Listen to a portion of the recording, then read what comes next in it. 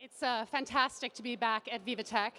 Always one of the highlights of the summer, the beginning of the summer, and I'm so thrilled to be joined by both of these esteemed panelists, Stina Billinger, the Secretary of State for the Ministry of Enterprise and Innovation of Sweden, and Shalit, who's the CEO of ClimateView. I almost said Mount. So we're thrilled to be here to talk about Sweden, and specifically to talk about the model of Sweden, what they've committed to in terms of a carbon neutral society by 2045, and how we can take some of the lessons, in particular what Tomer is doing at ClimateView, and move those elsewhere. So Stina, I wanted to start with you.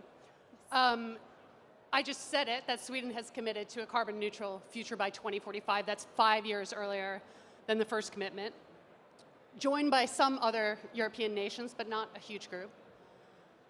In explaining that commitment to people who may not be as familiar with it, tell us what that means and what it's going to take to get there by that date, which is aggressive and ambitious. Yes, so this is a full transformation of the whole society of Sweden. And it's not just the commitment, it's also that our Prime Minister a few years ago, he was putting out a vision for the country that he wants Sweden to be. And what he said was that he wants us to be a fossil-free welfare state. And that includes two things for me. First, I mean, the whole energy transition and obviously everything that our nation has to do, and the country, the companies in our nation has to transform to be able to reach the fossil-free stage. But also he said that we're going to be a welfare state. I mean, we have to do this in a way to include people and to keep the foundation of the nation that we are so proud over, like free university and good health care and equality and all those all the things that has made Sweden a good country to live in, and we're going to keep that. So therefore, we cannot talk about like the green transformation or becoming fossil free, and then people will feel like, oh, it's going to be hard and it's going to be boring and it's not going to taste good and my car will not go fast, and they don't want to be a part of that transformation. So we have to be able to sell it to people, and therefore the vision of the fossil-free welfare state is so extremely important, because people want to live in that country. I mean, you would want to live in a fossil-free welfare state, I assume. Yes. Yeah. So therefore, it's really like we have to put up a vision, and then the innovation can start. But that's another chapter. It starts with the ambition of, well, we're going to make this transition of the whole system, the policies, the companies, the rules and regulations, but it's going to be nice for you as a citizen, and we want you to join that. Okay, I spend most of my time in London and Washington, and it's fascinating to hear an official talk about actually engaging people in making their lives better and being honest that you do have to sell this vision.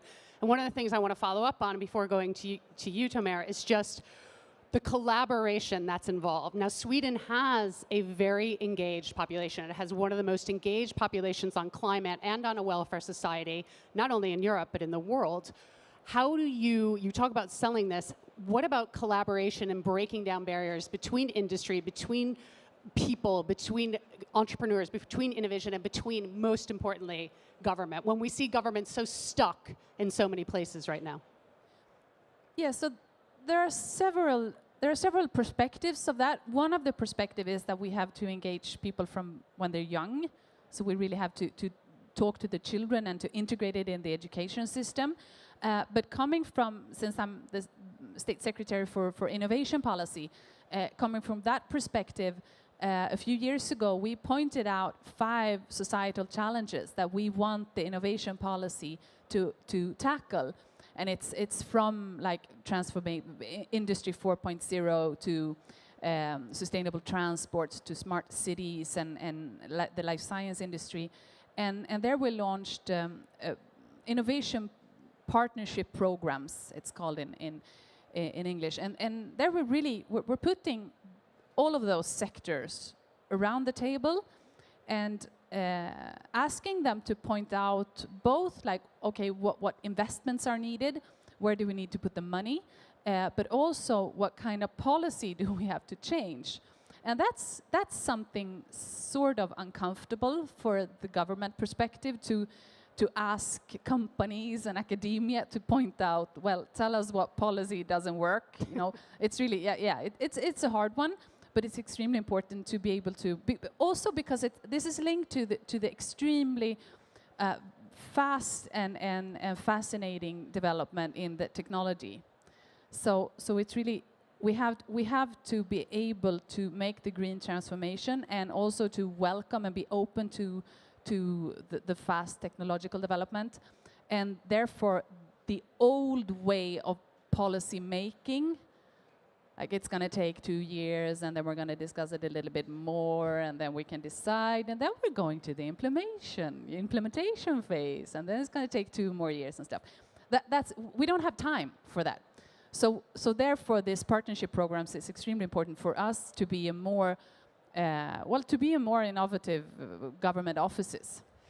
Perfect segue to you, Tomer. When I was prepping for this panel and I first started looking at what you're doing, and I watched a video of you talking about just your immense anxiety about climate and how so much about what you're doing now with ClimateView has transformed, and I loved this, my anxiety, your extreme anxiety about climate, into hope.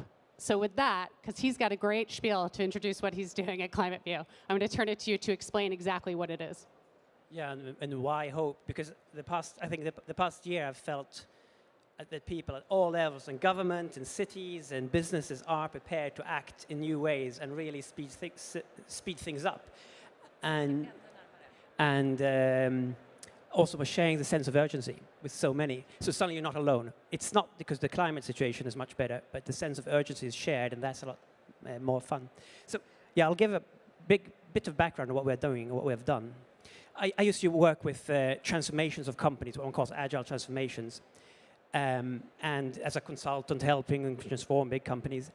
And in essence, that's very often about visualizing the big picture so that everyone can share it. That's how you solve complex problems. That's how you get a big coloss to sort of move from one direction to another. Make sure you have a big map. Make sure you have a common understanding of where we're standing so we know where to go so that we can continuously realign along the way. But doing this for companies, fun working for a bank, but with the climate situation as it is, it felt like, why do this for helping profit margins be slightly better instead of applying it to the most important of all complex projects of all, the transition of a nation to fossil freedom? How do we speed up the policy-making process? How do we connect technology to policy blockers and enablers? How do we do that fast? So I quit all my jobs and decided, slightly making I don't know, that I said, what if Sweden was my client? Sweden didn't actually know it then, but I just decided, what would happen if I saw Sweden as my client? And I did my first experiment, which was, it's very hands-on, taking what was then the biggest sort of document of our transition. This is Sweden's plan for a fossil-free transportation sector. Now, how many have read this? The ambassador just raised her hand. The thing about this, though, there's a lot of good stuff here. It's not that it's not a lot of important stuff, but it's not actionable. You can't hand out this to the country and say, come on, guys, let's shift. It's not going to happen. So how do you make this actionable? And the first prototype, again, very simple and hands-on, was basically, thanks. Let's just do it like that. Just one big poster, which was summarizing Sweden's entire transition. Now, you can't read from there, but maybe you see the sort of yellow post-its in the bottom. That is all Sweden's climate policy in the transportation sector. And this is just one sector, then. This is just transport sector.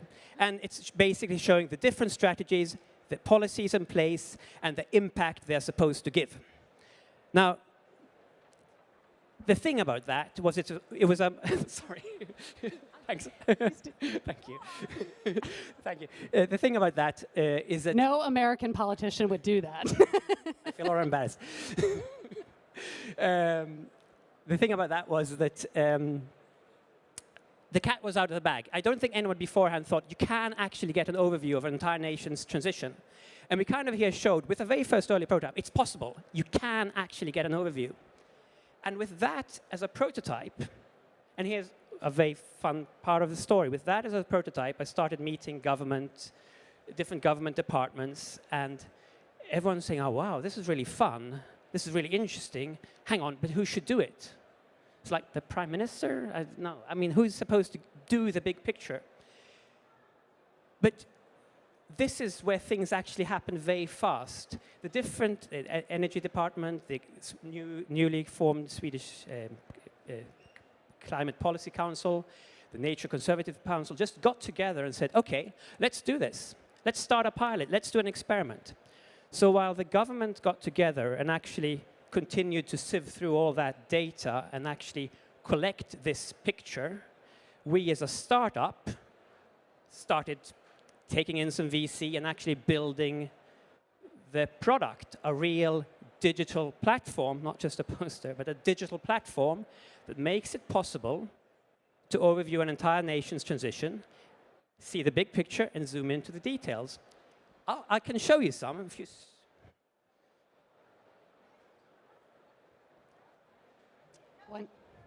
So this will be an open website, and you see there, this is Sweden's entire transition, where the red in the top is our emissions, the green is the solutions of how we're supposed to get rid of those emissions. Oh, okay. And the indicators showing how things are going, and all the policies in place to try and reach those solutions. So basically, I dive down, and I see there Sweden's emissions. The top sectors are transport, industry, agriculture, where you see that transport is the largest. Then you just dive down into the different sectors, and you see transportation. You see that personal vehicles is the biggest emission. And then you dive down, and you start seeing the solutions, where you see reduced energy usage and renewable fuels. You might not be able to read there, but basically the width of the columns represent how much of the solution is there. And then you just dive down, all the way down, down to the different sectors, and you'll follow here how we say more transport efficient society. Let's look at more public transport. We dive into public transport, and there we see how things are going. Oh, sorry. And let's be very clear with this. This is, because one thing I want to stress about this, which I find so fascinating and enabling about this is real time. You're continuing to collect data as we go forward. It's now open source, and you are. So in other words, it's a live snapshot. It's not a static snapshot. Yeah, that. So what's happening is that the Swedish Climate Policy Council is building an editorial board, which basically updates this every month together with the different government departments.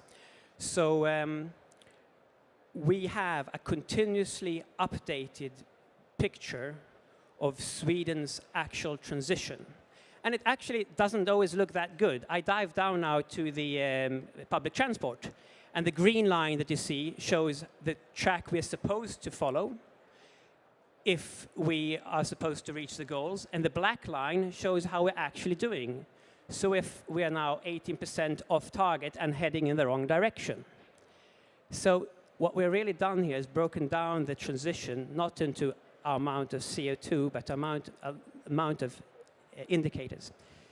Stina, can I ask a follow-up question to you on that? I mean, that is real-time accountability. It's real-time measurement. It's real-time ability to push officials, push local officials, push government officials to say, we're not there yet on transport. How are we going to get there? How transformational is that when we're looking to a project of this scale and scope?